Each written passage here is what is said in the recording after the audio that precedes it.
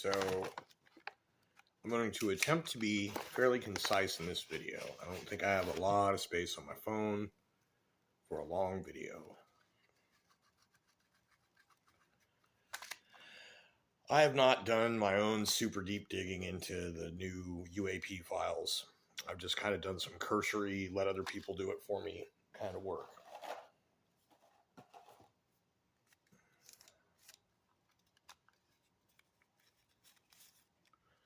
I've had other times that I've done some research. I've had some experiences, and I can't say anything that I've experienced is particularly UFO. One or two occasions I've been, gazing at the sky and notice a star, just like there's a bunch of stars, and then like this one is just like, but it was just a little teeny prick way up, and at that time, the quality of phone cameras was such that you could not capture lights in the sky like I do now, where I'm like, oh, look, here's a star. Even with Fomalhaut, you wouldn't be able to get that on the phones that I used to use.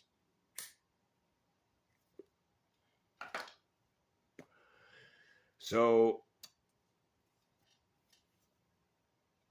my explorations and research primarily come down to things like the occult, spirituality, higher powers, the nature of reality, as pertains to those things. It has taken me all over the map, the graph of possible ways of interpreting or ideas for what the nature of reality might be. Although I've didn't spend much more than about 30 seconds on what shape the Earth is. But I've spent a considerable amount of time in the occult. I've looked into some things that were purported by Gnosticism. That is kind of where I've ultimately come to rest, is through that mindset or with that kind of an eye, because a lot of the experiences that I have kind of fit within the logical premises of such a thing. Way back, I, of course, asked questions about, ancient astronauts and such. Back in, it was about 87, I remember distinctly waking up from a half dream of that being the case, like it was being explained to me, and I woke up and I wrote it down. After that was pretty much kind of the point at which all the trauma of my life began. And I mention this because there's tales of, was the guy's name was Dan Farrow, was talking about researchers that were targeted by UAP type phenomena once they had started researching the UAP type phenomena. And specifically because they were like government or military experts, people with access to budgets and technology to actually find out about this stuff. When it comes to my occult and esoteric practices, I've definitely been contacted by entities, and this is not voices in my head. This is not imagined things. Some cases where some of these events were witnessed by other people as well.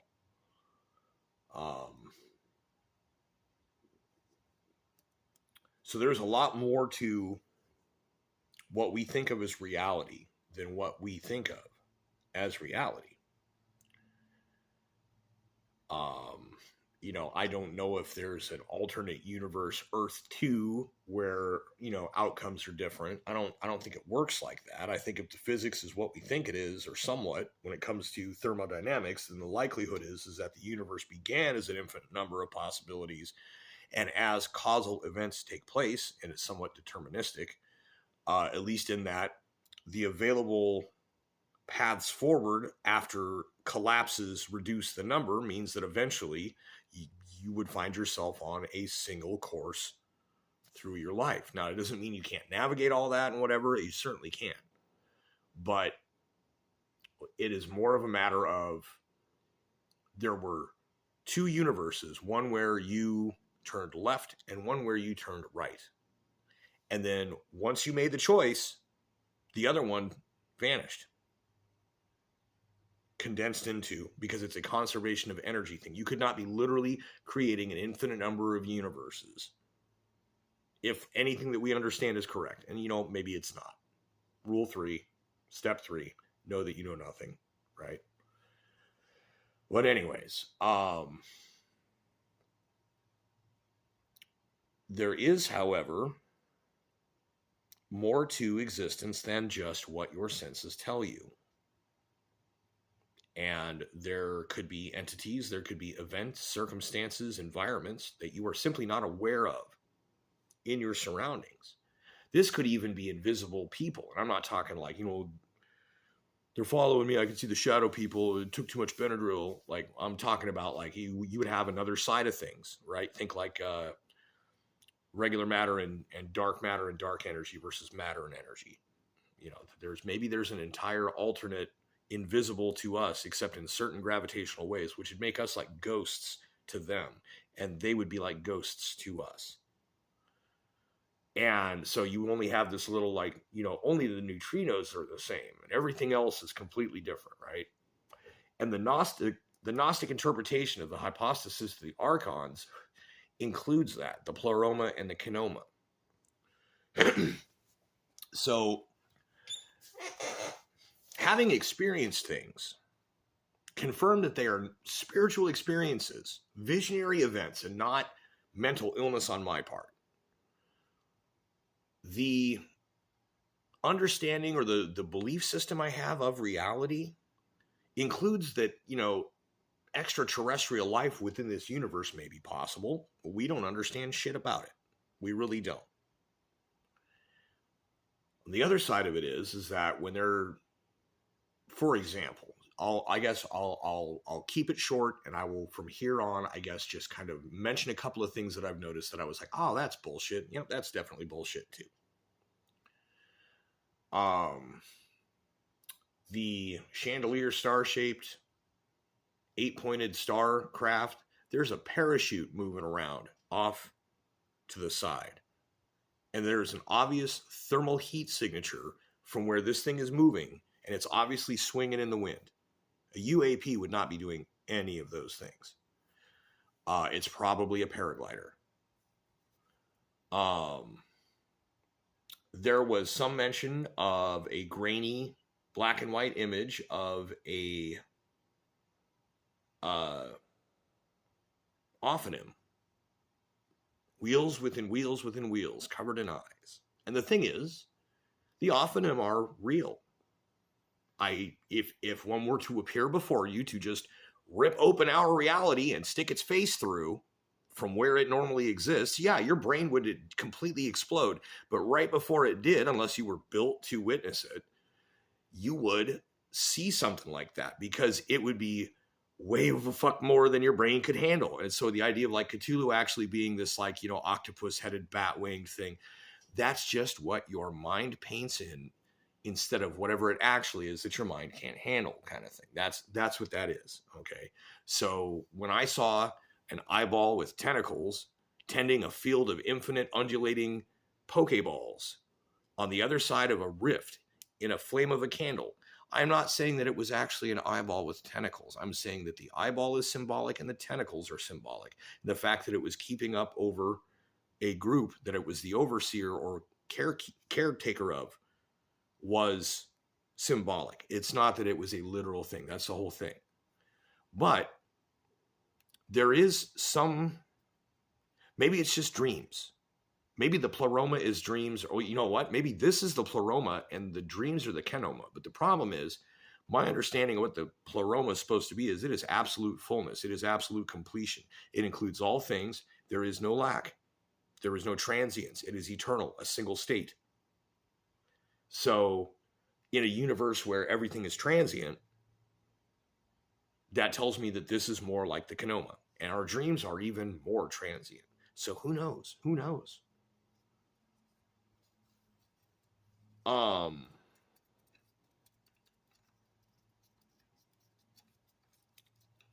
The jellyfish UAPs that you see, all of the video footage I've seen of them has them moving along with parallax. That the viewer recording it is in motion. The ground is moving relative to the one in motion. Okay, like this. And in between that, there was like a third item. Okay, so you have, and there's this kind of thing going on. And so between them, you can make it look like that thumb in between is moving hella fast or making movements that just don't make sense. Now, the orbs are not the same as the jellyfish. The orbs are just points. This is not necessarily, I think, the same as the spheres with the cubes inside of them, if those are even real, right? The jellyfish, I think, are just surveillance drones, and that's it. Now, it might be surveillance drone technology that isn't ours, and that's why it's therefore unidentified. But the other thing is depending on what kind of a drone it is, it would have some kind of a heat signature, or would be, but so some of these just look like they are balloons. Maybe they're not that, but I haven't seen any of the jellyfish do any super crazy stuff. Not like Tic Tacs and cigars and orbs do. Now, on that note, I have actually seen an orb one time with my own eyes, but it was actually what resembled ball lightning, and it was kind of moving around at the top of an extremely powerful supercell that was to the north. And it was only moving around at the top. I think at that time thought it was an angel or something, because I was on a different kick and still interacting with these things that I now understand not to try and contact. So the thing is when you look at like people's theories of like interdimensional aliens, or like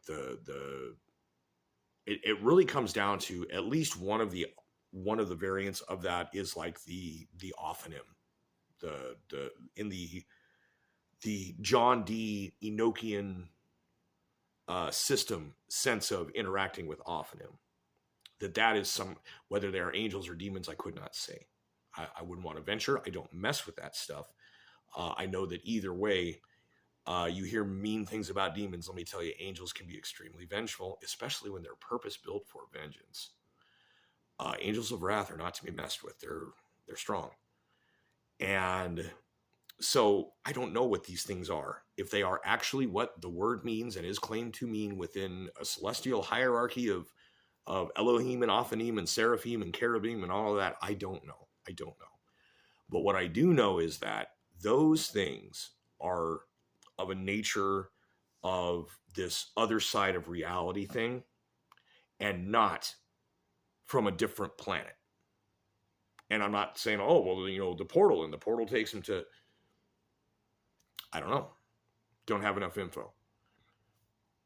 So anyways, to close this out, getting back to, I forgot to finish off with the reason I mentioned the picture of an Ophanim.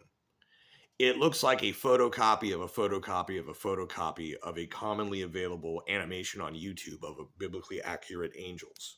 So somebody in some of these files wanted to know what they meant by that, and they showed him this, or said, was this like this? Maybe like with that star-shaped one or something. But people are looking at it and saying, oh, there's a picture of an Ezekiel's chariot wheel. No, there isn't. Nobody photographed that, unless they photographed a photocopy of the photo of an image of this computer generated thing. It is not real. It was never meant to be real. It's like the one where they show like a cigar shape with a white flash, and it's obviously 90s rendered CGI. It's more of a, is this what you meant? Example.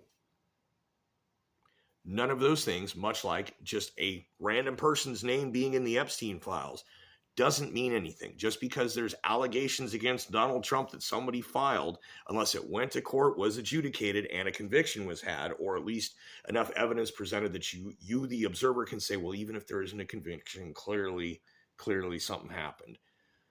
Unless that has occurred, you cannot say that means anything. You can just say, well, that is a thing that is contained within these files that we figured were going to be full of crap. So I'm not saying I'm angry or disappointed about what has come out in the UAP disclosures, but I think there's some things we need to consider.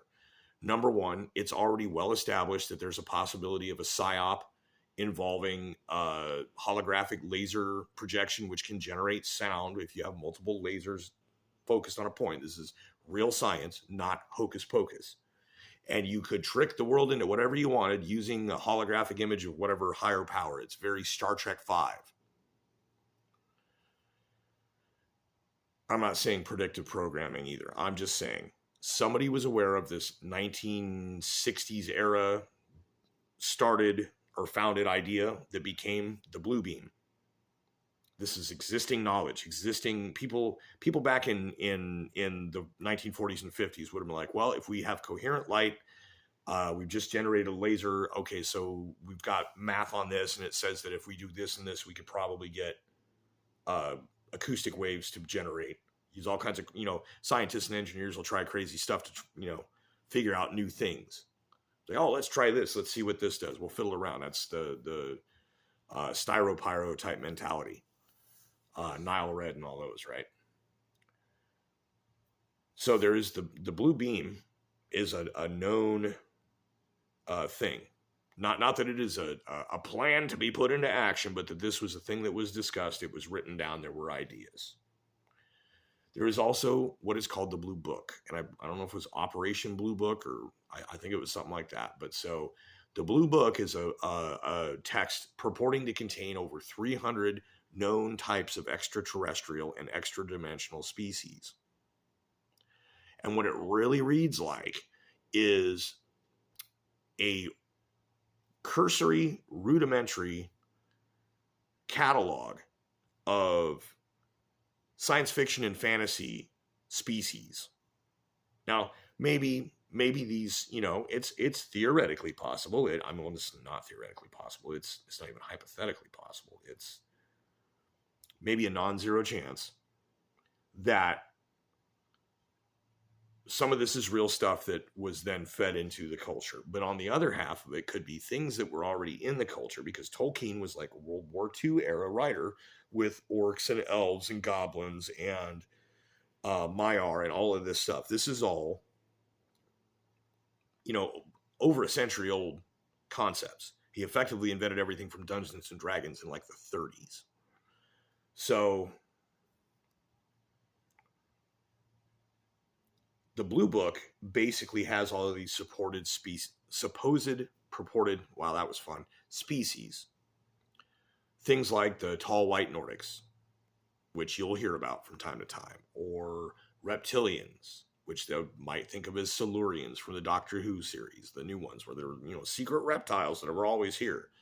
Then there's supposed insectoid species. Now, something that is kind of interesting to note, the final of the old Berman era Star Trek series was Star Trek Enterprise, and it took place hundreds of years before Captain Kirk. It was the very first Starship Enterprise, the very first warp starship exploring the Federation was just beginning. And there are a lot of alien races that they encounter in that series that were really never covered in any of the other the earlier series from a later date in continuity. Reptilians, insectoids, things like that. But anyways, the Blue Book contains a whole bunch of this stuff. The thing is, though, at some point, whether it's still available publicly or not, I did happen to read a document that came along with the Blue Book that indicated that it was actually counterintelligence propaganda, and that the whole point of it was to feed disinformation to people so that they would believe some bullshit. So that's the Blue Book. These are things we need to keep in mind. Obviously, it's some kind of a distraction. There's some nuggets of real things in there, and there's a whole bunch of stuff that is probably not what we want it to be if we think there's aliens or whatever. But the point of it is that it was not a mistake. It was not a mistake that some congressperson was told something by somebody that they couldn't keep to themselves, and they had to go find somebody to talk to. And who they talked to was pastors, a couple of them or whatever, and said, get your flock ready for the truth. That's disinformation, counterintelligence propaganda, most likely done on purpose to get people thinking, kind of wondering, kind of on edge. I'm just saying, if aliens land and they try and claim that they seeded Earth and that God is not a thing and that the Bible was just a survival mechanism in a book, don't believe it. Unless these aliens demonstrate clear extra-dimensional movement capability and things like telepathy and psychokinesis. Unless these aliens are able to literally Do the things. I'm not talking with a device. I'm talking about do the things. Lift something with its mind. Cause an event to happen. Project a thought into your mind or to read what you're thinking. Unless they are doing this without a device, they are lying. If they're trying to say that they're what those books and those religions are about. That's pretty much what it comes to. From my experience, that's just where my compass is right now. That if we have some type of supposed contact, we have to consider the falsifiabilities. We have to think, is it the government? Is it a higher order of human control that controls governments? Is it anything along a line like that? Is it something out of the blue book? Is it something being projected by the blue beam or some such similar idea? Counterintelligence propaganda. And if it's not those things, then is this a real, like, extraterrestrial biological entity?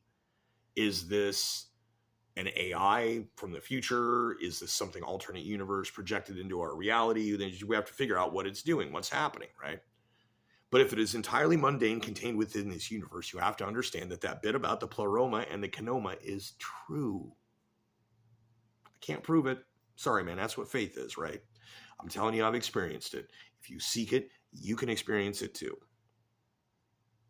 And once you understand the true nature of reality, these deceptions that are going on about purely in the mundane physical world, the false reality of our senses, that's the kenoma. That is the demiurge's bullshit land. So if the extraterrestrial truth only exists in there and cannot be seen to extend to or from fuller, greater, more eternal things, they're lying. That's all there is to it. Because if you want to experience those other higher things, you can. And once you've experienced them, it doesn't matter what somebody tries to persuade you about what you have experienced and they have not. Going to cut it here. Thank you for your time if you're still here. Please don't buy into the bullshit. Take a second, breathe, think about it, ask critical thinking questions. It's okay to pick it apart before believing it if it's true.